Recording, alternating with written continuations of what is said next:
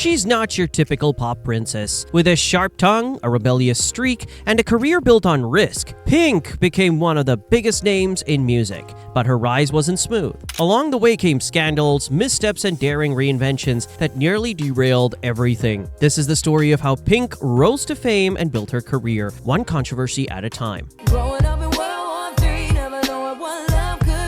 Alessia Beth Moore, better known as Pink, grew up in Pennsylvania with a rebellious streak that defined her from the start. As a teenager, she was already sneaking into Philadelphia clubs, experimenting with drugs, and testing the limits of every rule. But she also had a voice that stopped people in their tracks. That talent eventually led her to deal with LaFace Records. At first, she joined a short-lived R&B group called Choice. But when that fell apart, she launched her solo career. Her debut album, Can't Take Me Home, arrived in 2000, packed with R&B tracks. The label thought would make her the next big thing. It worked commercially, but it didn't feel like her. The label had an image in mind, another glossy pop star to compete with Britney Spears and Christina Aguilera, but Pink hated it. She was marketed as an R&B act, her look styled to fit an industry mold she never wanted. Behind the scenes, arguments with executives grew louder. She didn't want to be a puppet, she wanted control of her own voice, her own sound. It was the first real clash in her career and an early example of Pink's refusal to play by the industry's rules. Her breakout came when she took a risk and partnered with songwriter Linda Perry. Together they crafted Misunderstood, an album that was raw, honest, and nothing like what her label expected. Songs like Get the Party Started,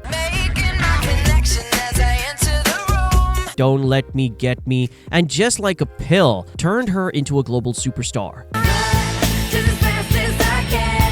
The album sold 12 million copies worldwide and gave her credibility as an artist with something real to say. For Pink, this was more than success. It was freedom, and it became the defining moment of her career. But with success came another risky turn. In 2003, she released Try This, leaning into a punk rock direction with Rancid's Tim Armstrong. It was bold, but it didn't connect. Sales stalled at 3 million copies, a sharp drop from the 12 million of Misunderstood. Critics called it uneven, and even Pink later admitted, "I was rebelling for no reason." What she thought would be liberation became her biggest career misstep. A reminder that not every rebellion pays off. If the music didn't always spark headlines, her outspoken personality did. Pink clashed publicly with Christina Aguilera during the Lady Marmalade era, later admitting the two nearly came to blows. She openly criticized the industry's obsession with fake perfection and called out other pop stars she thought represented everything wrong with the business. In 2006, her single, Stupid Girls, was praised as a feminist anthem.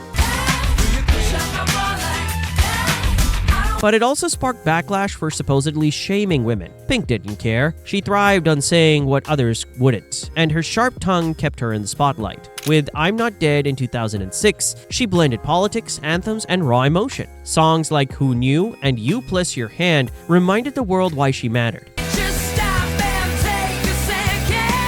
The album sold 7 million copies worldwide and firmly re-established her as a force in pop music. 2 years later came Funhouse, inspired by her separation from Carey Hart. With hits like So What and a world tour full of daring acrobatics, she turned personal pain into career triumph.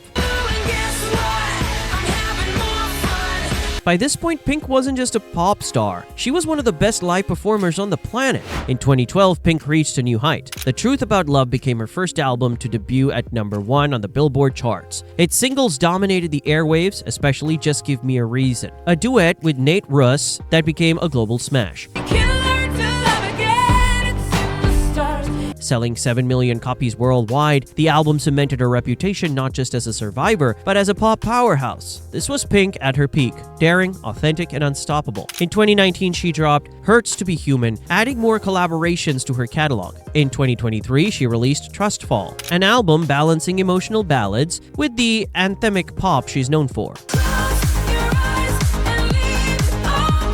Alongside music, she built a reputation as one of the most relentless touring artists of her era, performing for millions of fans worldwide. Her career is more than sales and awards, though she's earned plenty. With over 60 million albums sold, 75 million singles, 3 Grammys, and countless sold-out arenas, Pink became one of the most successful pop performers in history. But what makes her stand out is resilience. Every time she stumbled, whether with Try This or industry backlash, she returned stronger. It's about defiance. She never wanted to be another Britney or Christina. She carved her own lane, mixing pop with rock, rebellion with vulnerability. Her fearlessness inspired a generation of artists who saw that women in pop could be bold, messy, political, and unapologetic. If you enjoyed this dive into Pink's story, hit like, subscribe, and ring the bell for more untold stories of the stars who shaped pop culture. And let us know in the comments, do you think Pink's rebellious risks helped her career or almost destroyed it?